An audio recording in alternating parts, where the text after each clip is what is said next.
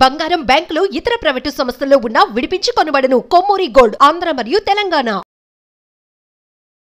Doctor Vijay Bhaskar, ఈరోజు మనం చర్చించుకునే విషయం ఏంటంటే ఆగస్ట్ మంత్లో డ్రగ్స్ రెగ్యులేటర్ కమిటీ కొన్ని డ్రగ్స్ని బ్యాన్ చేయడం జరిగింది ఇండియాలో. అందులో ఎక్కువగా కాంబినేషన్ డ్రగ్స్ని బ్యాన్ చేయడం జరిగింది. ఏవైతే యాంటీ అలర్జిక్స్ సెడేటివ్స్ ఉంటాయో వాటి కాంబినేషన్లో వాడే మందులు మిస్యూజ్ అవుతున్నాయి, అడిక్షన్కు లోన్ అవుతున్నారని చెప్పేసి, అంటే అవి కొంచెం సెడేటివ్ అంటే నిద్రపుచ్చే మాత్రలు కాబట్టి అవి మిస్యూజ్ అవుతున్నాయనే ఆలోచనతోటి కొన్ని drugs, combination drugs, suppose anti allergics with paracetamol, vitamin D with certain other combinations, calcium with combination drugs, ఇవన్నీ బ్యాన్ చేయడం జరిగింది. ఎందుకంటే వీటి యొక్క మిస్యూజ్, వీటి యొక్క సైడ్ ఎఫెక్ట్స్ పెరిగిపోవడం, కాంబినేషన్ డ్రగ్లో డ్రగ్ ఇంటరాక్షన్ ఎక్కువగా అవడం వల్ల అది ఒంటికి హానికరం అని చెప్పేసి అందులో నియాసిమైడ్ అండ్ ప్రిపెటలాల్, ఫెనాంటాయిన్, మెఫెంటాయిన్, ఇలా మనకు ఉన్న డ్రగ్స్లో దాదాపుగా క్లోరైడ్ డ్రగ్స్ కానీ, అలాగే మెటోప్రొలాల్, అలాగే మనకున్న డ్రగ్స్లలో మెయిన్గా ఈ యాంటీబయాటిక్లో కొన్ని మెట్రోనిడజోల్, ఇలాంటి కాంబినేషన్ డ్రగ్స్లో మనకు దీని యొక్క అడ్వర్స్ ఎఫెక్ట్స్, కాంప్లికేషన్స్ ఎక్కువ ఉన్నట్టుగా ధర్మిలా భావించడం వల్ల ఈ క్లినికల్ ట్రయల్స్లో తెలుసుకోవడంతో ఈ డ్రగ్స్ను బ్యాండేజ్ చేయడం జరిగింది. అందులో ముఖ్యంగా మనకు ఇప్పుడు చూసినట్టయితే చాలా డ్రగ్స్లలో మనం రెగ్యులర్గా వాడే మాత్రలలో even Meftal which triggering the DRESS syndrome అని చెప్పేసి మన బాడీలో ఎక్కువగా లోన్ అవటం వల్ల కూడా మనకు ఈ యొక్క మెట్రోనిడజోల్ అనే ఒక యాంటీబయాటిక్, మనం జనరల్గా కడుపు ఇన్ఫెక్షన్కి ఇచ్చే యాంటీబయాటిక్ కూడా బ్యాన్ చేయడం జరిగింది. అంతేకాకుండా జీరోడాల్, అంటే ఇందులో అసిక్లోఫెనాక్ విత్ పారాసెటమాల్ ఏదైతే ఉందో ఈ కాంబినేషన్ డ్రగ్స్ కూడా ఎక్కువగా హార్మ్ఫుల్గా ఉన్నట్టుగా ఈ క్లినికల్ ట్రయల్స్లో తేలింది కాబట్టి వీటిని కూడా మనము ఇప్పుడు బ్యాన్ చేసుకోవడం జరిగింది. సో యాజ్ ఇట్ ఈస్గా మనం చూసుకుంటే అమిడోపైరిన్, ఫెర్సిటిన్, నలారైడ్, క్లోరంఫెనికాల్ అండ్ ఫినాలోఫ్రిన్, ఫిరోజోలిడిన్ అండ్ ఆక్సిఫెనాబ్యూటోజోన్, ఇన్ని డ్రగ్స్, మెట్రోనిడజోల్, ఇట్లాంటి డ్రగ్స్ మొత్తంగా ఇప్పుడు ఈ ఉన్న క్లినికల్ ట్రయల్స్లో తెలుసుకున్న ధర్మిలా వాటి వల్ల ఉపయోగం కన్నా కాంప్లికేషన్స్, సైడ్ అడ్వర్స్ ఎఫెక్ట్స్ ఎక్కువ ఉన్నట్టుగా భావించడం వల్ల వీటిని ఇప్పుడు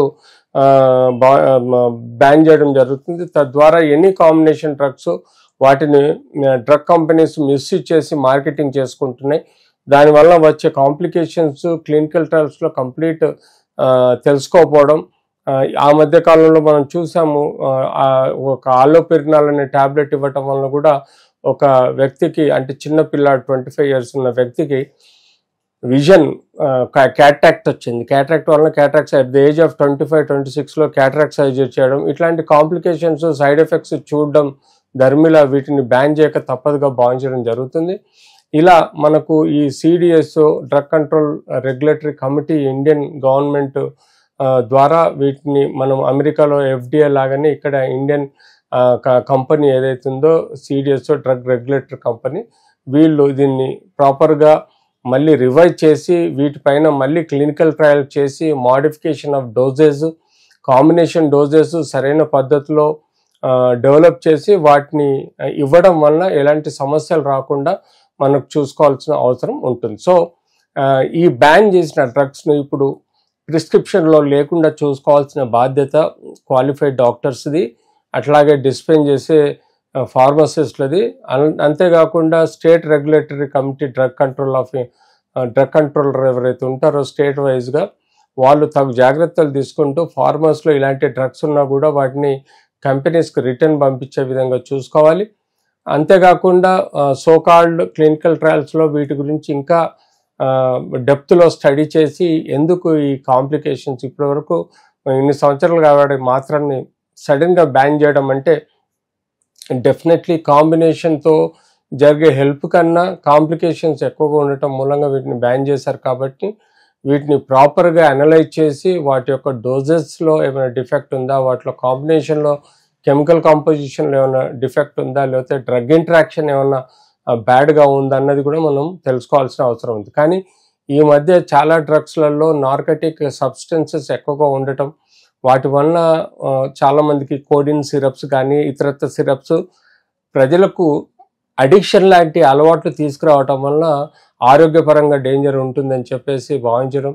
యాంటీ నార్కోటిక్స్ డిపార్ట్మెంటు వీటి గురించి ముందే జాగ్రత్త పడి ఎలాంటి సెడేటివ్స్ ప్రిస్క్రిప్షన్ లేకుండా, ప్రాపర్ గైడెన్స్ లేకుండా, ప్రాపర్ యూటిలైజేషన్ ఆఫ్ డేస్ కానీ డోజెస్ కానీ సరిగా డిటర్మైన్ చేయకుండా ఏ వ్యక్తికి కూడా ఇలాంటి డ్రగ్స్ ఇవ్వద్దనే భావంతో ఇప్పుడు ఈ గవర్నమెంట్ ఈ సర్టన్ డ్రగ్స్ని బ్యాన్ చేసి వీటిని మళ్ళీ రివైవ్ చేసి సేఫ్ డ్రగ్ మోడ్లో safe doses as per the height weight of the patient determine చేసి వాటిని ప్రిస్క్రైబ్ చేయడం.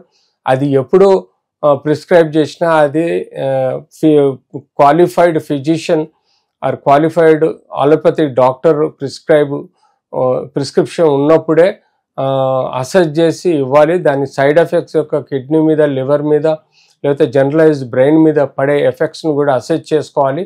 వీటినన్నిటిని క్లినికల్ ట్రయల్స్లో చూసిన తర్వాత మళ్ళీ ఇది ప్రాపర్గా ఈ డ్రగ్స్ని డిస్పెన్స్ చేసే విధంగా తీసుకురావడం జరుగుతుంది.